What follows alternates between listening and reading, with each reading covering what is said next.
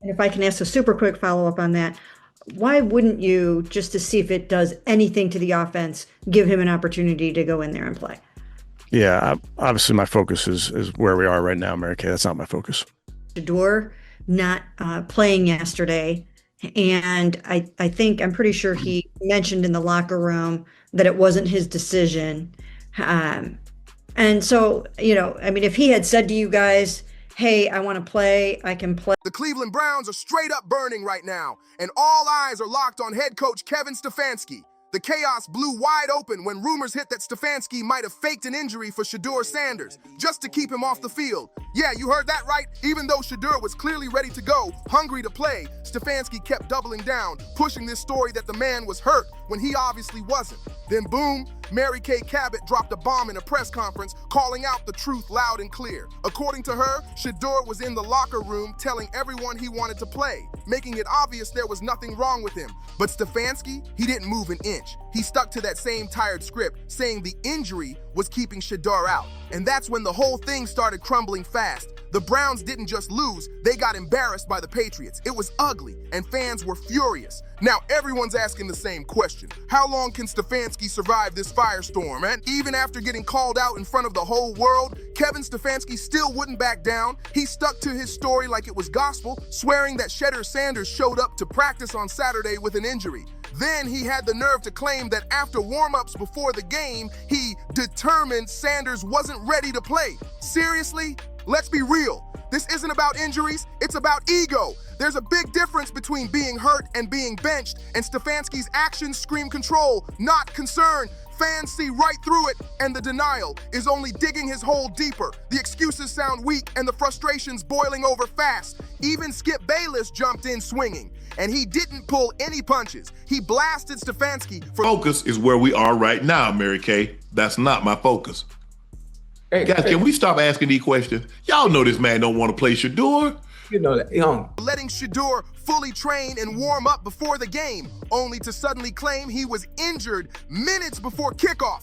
Skip called it exactly what it looked like: favoritism. He straight up said Stefanski was pushing Bailey Zappi ahead of Sanders and using the fake injury story to cover it up.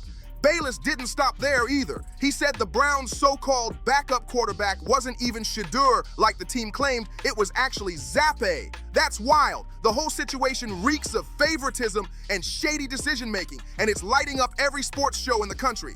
Ocho didn't sugarcoat a single thing. He flat out accused Kevin Stefanski of purposely keeping Shedeur Sanders off the field. He claimed Stefanski never even planned to use Shedeur from day one. According to Ocho, this whole situation was calculated, a cold and strategic move to protect Stefanski's own reputation no matter what happened.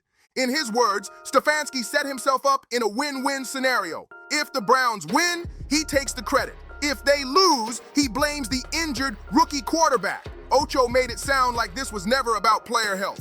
It was about politics, power, and control. And honestly, the way things are playing out, he might be right. But it's not just analysts calling Stefanski out anymore. Even the locker rooms. They announce on game day that Shedeur has a quote-unquote back injury, yet he did go out to warm up. They watched him warm up and they disqualified him because he's got a back injury. I don't trust it for 1 second. Bailey Zappi has I said it 5 times on the show. He's been the unofficial, unstated backup quarterback all along. Cracking. Myles Garrett, one of the Browns' biggest stars, finally snapped after that humiliating loss to the Patriots. During the press conference, he went off, raw and unfiltered, saying he's done with all the excuses. Garrett didn't hold back. He said straight up he doesn't care what Stefanski thinks anymore. He's sick of the drama, sick of the fake stories, and sick of watching the offense drag the whole team down. And now, the cracks in Cleveland are turning into earthquakes. Reports are flying that the locker room's divided straight down the middle. Some players are still backing Kevin Stefanski, but a growing number have switched sides. Quietly standing with Shedeur Sanders, it's turning into a silent rebellion, and nobody knows how much longer the team can hold it together. Inside, sources claim that several veterans are losing faith fast. They've seen Shedeur grind day after day, ready to step in, while the coaches keep pretending he's not fit to play. The energy at practice? Tense. You could cut the air with a knife. Some guys are whispering that Stefanski's playing favorites and that it's killing the team's chemistry from the inside out. Even the media is feeding off the chaos. Every sports show is replaying that press conference clip of Stefanski dodging questions like a man cornered. He keeps talking about trusting the process, but fans aren't buying it anymore. Social media is flooded with angry comments, calling him out for lying and sabotaging his own team. Meanwhile, Shedeur's handling it all like a pro. Quiet, focused, and unbothered. That calm confidence is starting to win people over fast, especially when compared to Stefanski's constant deflections. It's like everyone's watching a storm build, and when it finally breaks, it's going to be explosive. At this point, the situation... What was the thinking behind that and how'd that go? Yeah, he obviously came in Saturday with his back injury. We were hopeful that he'd be able to move around well enough to suit up on Sunday, but put him through a pregame warm-up, and obviously just didn't feel like he was ready to play. Situation's boiling over, and the whispers around the league are getting louder by the day. Word is, Shedeur Sanders' camp is starting to lose patience. People close to him are saying he's tired of being treated like a backup when everyone knows he's got starter energy written all over him. He's done everything right. Shown up early, stayed late, studied the playbook like his career depends on it, but still, Stefanski keeps him sidelined. Insiders claim Shedeur's frustration is finally starting to show behind the scenes. He's not causing drama, but those around him can see it in his eyes. That hunger, that edge, that put me in coach energy. And when you've got a competitor like that sitting on the bench while the team's getting blown out, that's a ticking time bomb. Meanwhile, the front office is starting to sweat. They're getting bombarded with calls from fans and even a few anonymous league execs questioning what's really going on in Cleveland. Some are saying Stefanski's stubbornness isn't just costing games, it's tearing apart the locker room culture piece by piece. Analysts are now openly wondering if the Browns are about to lose control of their own narrative. You can't silence talent forever, and Shedeur's name keeps popping up in trade talks, interviews, and fan petitions. People want to see him play, and if Cleveland won't give him that shot, someone else will. The tension in Cleveland has officially hit a breaking point, and it's starting to spill out in public. During practice this week, multiple insiders reported that the vibe was off. Players were quiet. I want to win. I don't care how much time is on the clock. They got their starters in. There's a chance we can win. I want to be a part of that. I don't care how dire the situation looks. I'm want to try to make something happen. So I hate coming out of those situations. I hate, that kind of inevitability and not being able to do anything about it. Because I want to win and I'll do anything. Focused, but you could feel that something heavy was in the air. It's like everyone knows a showdown is coming, and no one wants to be the first to say it out loud. One source even claimed that a heated exchange went down between members of the offensive staff over Shedeur Sanders' status. Apparently, one assistant coach questioned why the team keeps forcing Bailey Zapp into the lineup when Shedeur's ready and waiting. The argument didn't last long, but it left the whole practice on edge. Even worse, fans at open practice started chanting Shedeur's name. You could hear it echo through the facility like a rally cry. We want Shedeur! We want Shedeur! It was loud, passionate, and impossible for Stefanski to ignore. But he tried anyway. Instead of addressing it, he brushed it off like it was just noise. That comment didn't sit well with anyone. Now, insiders are saying Stefanski's starting to lose the locker room completely. Players are frustrated, fans are revolting, and the media's circling like sharks. Every decision he makes feels desperate. Every word he says gets picked apart. And through it all, Shedeur just keeps showing up, calm, collected, ready to work. Myles Garrett's frustration was written all over his face, and he wasn't hiding it one bit. As the Browns' offense completely fell apart on the field, Garrett stood on the sidelines, boiling with anger, kicking objects and pacing like a man done watching the same movie over and over again. You could feel the tension radiating off him. This wasn't just disappointment, it was pure exhaustion from carrying a team that refuses to get it together. When reporters asked him about the loss and how the offense performed, Garrett didn't sugarcoat anything. He said they've been asking the same questions week after week, and somehow the situation keeps getting worse. He didn't drop names directly, but everyone knew who he was aiming at: Kevin Stefanski and Dillon Gabriel. The message was loud and clear. Something's broken and he's tired of pretending it's not. Inside the locker room, things are getting ugly too. Players are starting to speak up, whispering their frustrations, and it's becoming obvious the team chemistry is It wasn't the owner, it wasn't Stefanski, so this is exactly what they want. This is exactly what they want. It seemed as if that someone forced their hand to take this pick, and they don't want to give him an opportunity to play the game. From the small sample size that we've seen from Dillon Gabriel, he's played 4 games.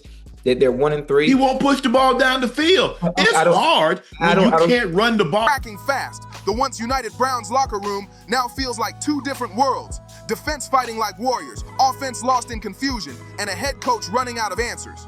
And when Garrett finally talked about Dillon Gabriel, he didn't hold back. He said nobody in that locker room is handing out sympathy just because someone's young or new.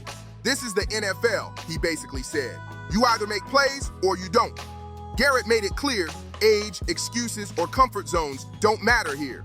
Myles Garrett didn't just stop at calling out Dillon Gabriel. He went straight for the top. The man aimed his frustration right at head coach Kevin Stefanski, and you could feel every ounce of it. Garrett didn't hold back when talking about how fed up he is with the constant offensive struggles and predictable play calling that keeps sinking the team week after week. He made it clear he's tired of the excuses, and he's tired of watching a season slip away because of stubborn coaching. Garrett even questioned Stefanski's decision not to bring in Shedeur Sanders, a move he believes— You're going to lose the locker room. It just take the right person to say something. Denzel Ward, Myles Garrett, your captains, would be like, listen, we need to do something. I mean, to see Myles Garrett frustrated like that, the way he was, understanding that offensively, we not getting it done, knowing the change needs to be made.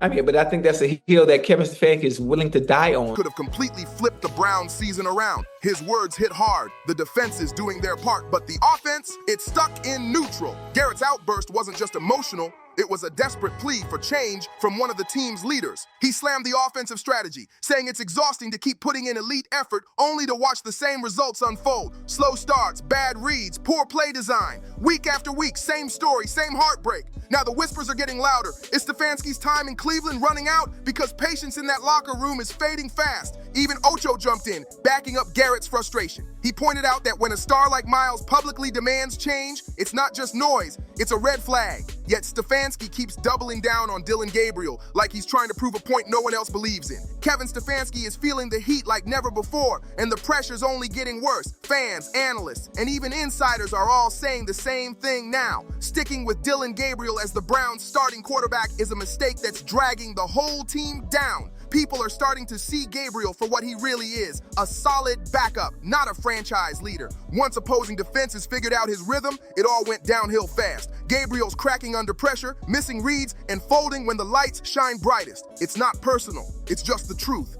The Browns' offense looks flat, and it's becoming painfully clear that he's not the answer Cleveland's been searching for. The fans are begging for change. How tough is it for you guys to have such good defense for you to be out there getting 5 sacks and putting the team on your back and just to not have any offense to go with it? It doesn't get any easier each week you out. And the message is loud. Give Shedeur Sanders a shot. The kid's ready, and everyone knows it. With the season slipping away, this might be the Browns' last chance to turn things around before it's too late.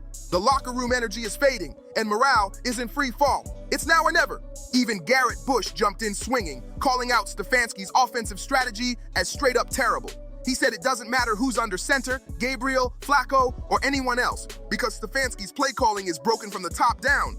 Garrett Bush didn't hold back when he looked back at Kevin Stefanski's time in Cleveland, and his words hit hard. He said flat out that Stefanski hasn't accomplished much since taking over, and that this season is finally exposing all his weaknesses. According to Bush, Stefanski's not just struggling, he's deliberately holding Shedeur Sanders back, and the worst part, he refuses to admit it. Bush made it clear. The Browns need a fresh start. New leadership, new mindset, new energy. In his eyes, the only real solution is replacing Stefanski with someone who actually knows how to lead a locker. Doing his best is what a backup does. This is what backups do. They play sure about that. They play for a few games, and then they get figured out, and there wasn't much to figure out with him, and he's been figured out here. So you can expect more of the same if he continues to go out there. Locker room and make bold, fearless decisions. Because right now, the team's just spinning its wheels while other franchises keep moving forward. And honestly, he's not wrong. The Browns' situation is boiling over. The frustration inside that building is so thick, you can practically feel it. Myles Garrett, Garrett Bush, and a long list of analysts have all gone in on Stefanski, ripping into his offensive play calling and his refusal to let Shedeur take the field. It's like everyone sees the problem except the man in charge. Week after week, Dillon Gabriel keeps starting, and week after week, the same issues pop up. Poor reads, missed opportunities, no rhythm. Meanwhile, Shedeur Sanders sits on the sideline, perfectly healthy, waiting for his chance to prove what he can do. Myles Garrett's frustration is no longer just— Two receivers with over 1,000 yards, and he's the laughingstock?